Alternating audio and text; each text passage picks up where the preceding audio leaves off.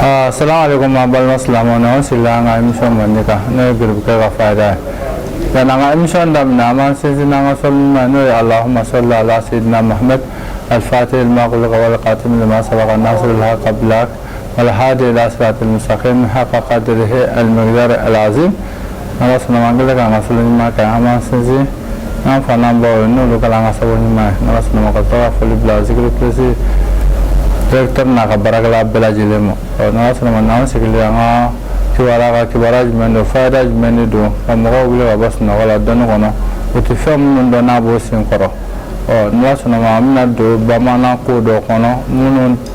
kali ni ala kota tanga bisara sora di mogomo na sana mo jumendo amna do la truko bina kunuka ala tu de jumendo do ama folani jumendo ama folani jikiso de ni balma ke balma muso nala sana mo ko jigina de bi le ga sura kula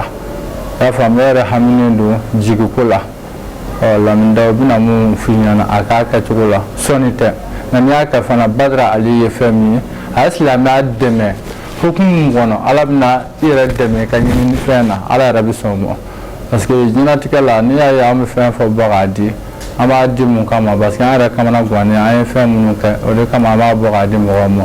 yana nga kuma turabudi yara kama ci chugo fo mo yana ko mo ko klojo na fala ko badra ali iddo ko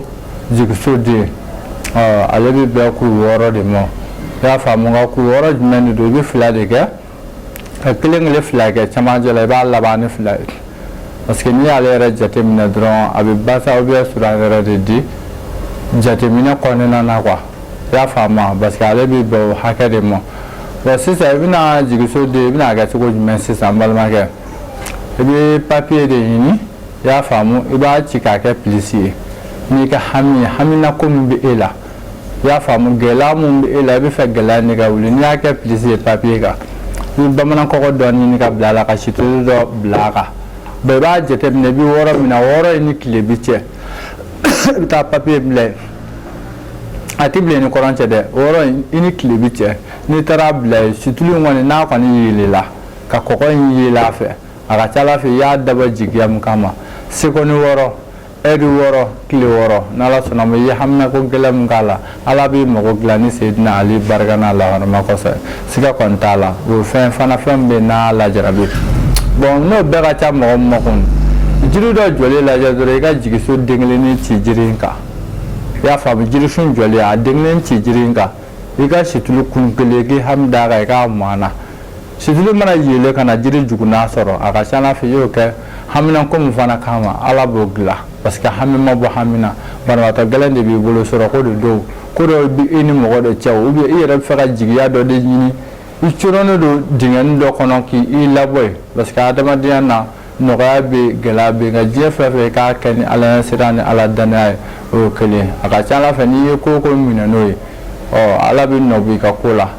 ya famu ajubaju yere we hasira de ka hasira bi dusukuna ma bi ko hasira klienta dusukuna sadi bi kuni ka soro kwa ba ka chala fe bi kuni soro mi ala bo barga bi se ka ko chama fenge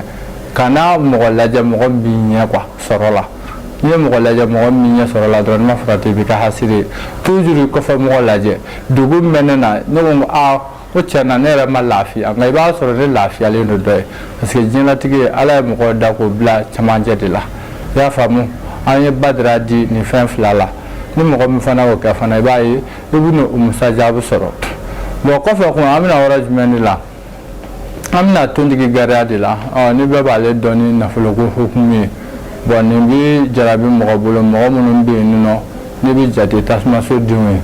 ya famu tondigi gara ba ci shanjuli iba shi chen wolovla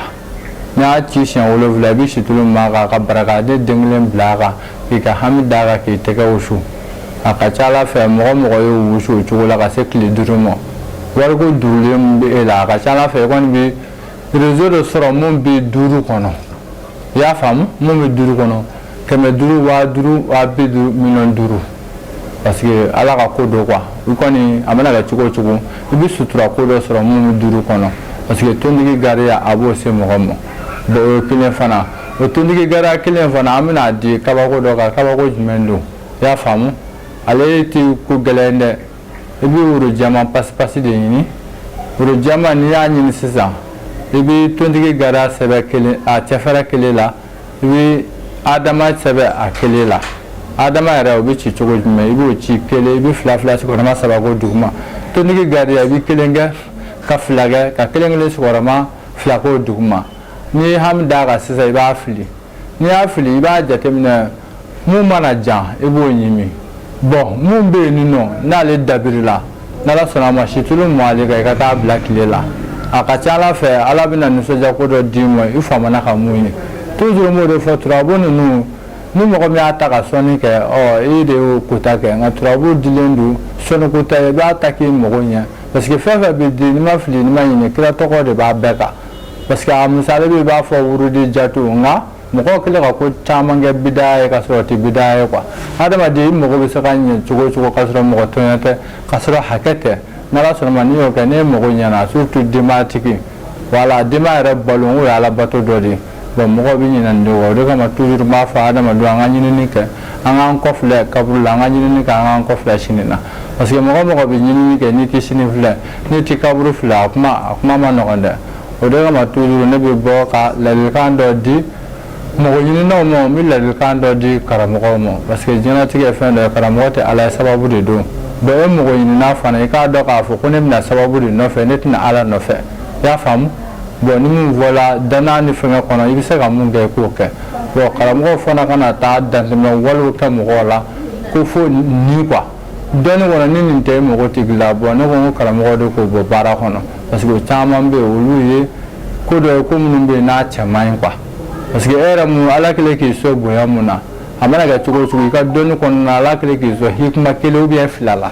bon e ma dɔrɔmɛ kelen di ala ma bon i bɛ ɲuman minnu kɛ ala ka jɔ de o de b'i ka dɔnni barika bon e yɛrɛ mɔgɔ min bɛ yen k'i tɛ dɔnniba yɛrɛ ye mɔgɔ ɲinina ye toujours i janto ɲuman kɛli la i bɛ ɲuman min kɛ ala b'a sara i ye diɲɛ na wa ala b'a barika don i denw na diɲɛ na wa a ka ca ala fɛ fana i b'a hɛrɛ sɔrɔ lahara i y'a faamu bon toujours dakuruɲɛ de tun b'an bolo ka da abonnés tulo kan n'ala sɔnna ma toujours baarafɛn ninnu kɔni o b'a nɔ na wasalamu alaikum warahmatullahi taala